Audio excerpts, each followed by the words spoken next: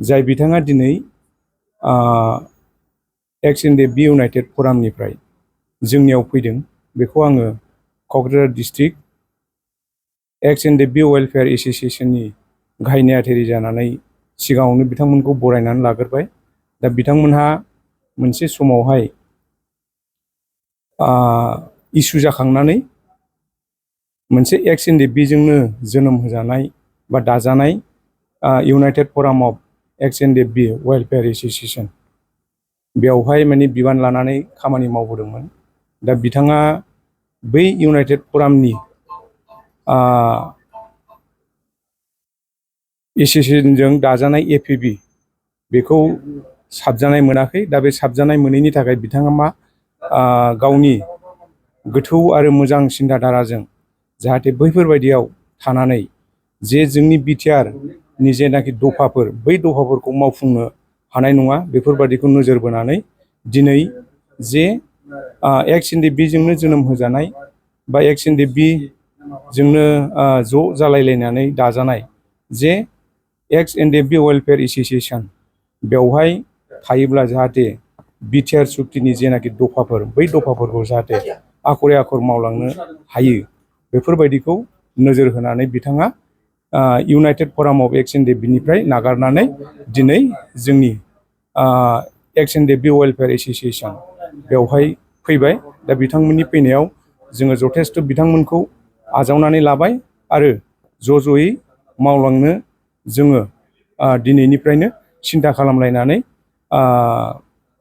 मावलांनायनि हाबाफारिखौ लानाय जाबाय आरो बिथाङा Kokrajhar district united forum of ex NDFB नि सासे आफादगिरिमोन। दा बिथाङा जोंनाव फैबाय। दा बिथांनि फैनायाव जोंहा गोजोननाय दं आरो ज'यै जोङो बिटिआर सुक्तिनि दफाफोरखौ सानलायलायनानै मावलांनायाव जोंनि थाखाय मोजां जागोन। दा बिथांमोननि जेनाखि गोदानै जोनोम होजानाय FAB दिनै बेखौ जोङो एक्स NDFB वेलफेयार एस'सिएशननि जानानै जों जेबो बुंनो थाङा। मानो होनना बुङोब्ला बिथांमोनहा बेखौ मा उद्देশ্যआव दादों बेखौ जोङो इसिबां गोथौ भाबै बिथांमोननि सिन्थाखौ जोङो मिथिया। दा बेवहाय बुंलाबायोब्ला एसे उसुबिदा जागोन जाहाथे आं बुंनाया बिसिनि आबेगाव जाहाथे गोहोम खोख्लैया। दा बेफोरबायदिखौ नोजोर होनानै आङो जेबो बुंनाय नङा। दा बिथां रायदावा United forum of ex NDFB नागारनानै जोंनि एक्स NDFB वेलफेयार एस'सिएशनाव फैनाय जाबाय। बिदिनो साथाम फैदों। दा मा बिबानाव दंमोन सानै आं बेखौ मिथिला, खिन्थु रोंगौसा रायदाव होनो बिथाङा माने united forum of ex NDFB Kokrajhar डिस्ट्रिक्टनि आफादगिरिमोन। एसे हायोबा माब्ला हागोन बेखौथ' नोङो गोदान हिसाबै बयबो मिथिगौ। दा नोङो बबेबा मोनसे राजनैतिक हान्जाया जोनोम जानाय लोगो लोगो बियो माबा मोनसे गोहोम खोख्लैनो हागोन बा माबा मोनसे मावनो हागोन बेखौ माने गोबां साननांगौ जायो। आरो दफाफोरखौ नोङो मावफुंनांगौब्ला जाय सुक्तिकारिफ्रा सरकार दानानै दं बै सरकार जोंनो लोगो नांनानै मावलांनाया मोजां आं बेखौ सानो आरोखि। एक्स NDFB वेलफेयार एस'सिएशननि गाहाय नेहाथारि जानानै आं एसेखिनिखौनो बुंनाय जाबाय आरो। मा खामानि थांखि लाबोबाय थादों आरो इयुनफोरावलाय? दाथ' जेलानाखि सुक्ति जादों बे सुक्तिनिफ्रायनो दिनै एक्स NDFB वेलफेयार एस'सिएशना सरकारनि जेनाखि दफा बेखौ मावफुंनायाव माने हेफाजाब होबोगासिनो दं आरो जथेस्थ' इयुनाव मा रोखोम मावलांगोन दिनै बेफोरखौबो जोङो सरकारजोंनो थानानै मावलांगोन। जायनि थाखाय दिनै माखासे केसेसफोर दं जोंहा एक्स NDFBनि मारथियार न'खरफोरनो माखासे अनसुंथाइ होनांगौनि दिनै बेफोरखौ जोङो सरकारनि बिरुदि बा सरकारजों थाफायालासिनो जोङो बैफोरनि खहाखौ जों सुफुंनानै होनो हाया।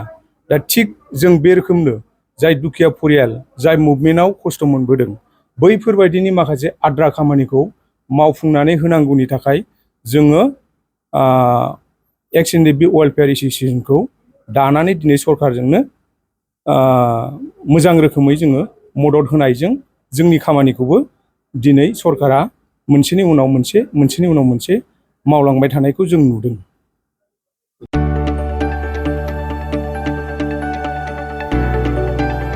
गोजोनथाव खौरां, बर'नि आंगोथार गोथाव ओंख्रि जानो मोजां मोनग्रा रायजो राजाफोरनि थाखाय गोजोनथाव खौरां। बर'नि आंगोथार ओंख्रि जानो मोजां मोनग्रा रायजो राजाफोरा बे गोदानै खुलिनाय लाइजौ हटेलाव हाबफैनो हागोन। जाखांफुहांनाय लाइमोन फालांगिरि गपेश बसुमतारिया अदालगुरिनि टंलायाव बेखेवदों बर'नि आंगोथार ओंख्रि मोनग्रा गंसे हटेल। अदालगुरि जिल्ला टंलानि मिउनिसिपाल बर्ड मावख'नि साखाथियाव गोदानै बर'नि गोग्गो जानाय आदारनि गंसे लाइजौ मुंनि हटेल बेखेवदों। अदालगुरि जिल्लानि सिङाव थानाय फालांगिरि नोगोर टंलायाव गोदानै खुलिनाय बे लाइजौ हटेलाव बर'नि दोरोङारि जाग्रा आदारजों लोगोसे गोबां जाग्रा आदारफोरबो मोननो हागोन। गोदानै बेखेवजानाय बे लाइजौ हटेलाव अमा बेदर, बोरमा, लकेल ना, साम', नारजि, अनला खारै, थास', मैथा आरो नाफाम आरो गोबां आइटेमफोरखौ मोननो हागोन। बेनिखायनो नोंथाङाबो अदालगुरि जिल्ला टंला लामाजों थांलाय फैलाय खालामोब्ला बे गोदानै खुलिजानाय लाइजौ हटेलाव हाबनानै बर'नि दोरोङारि गोथाव जाग्रा आदारफोरखौ जालांनो हागोन। आरो नोंथाङा नैबे 9101758967 जानबुं नम्बरनि गेजेरजों खौरां लाहरनानै आबुङै मिथिना लानो हागोन।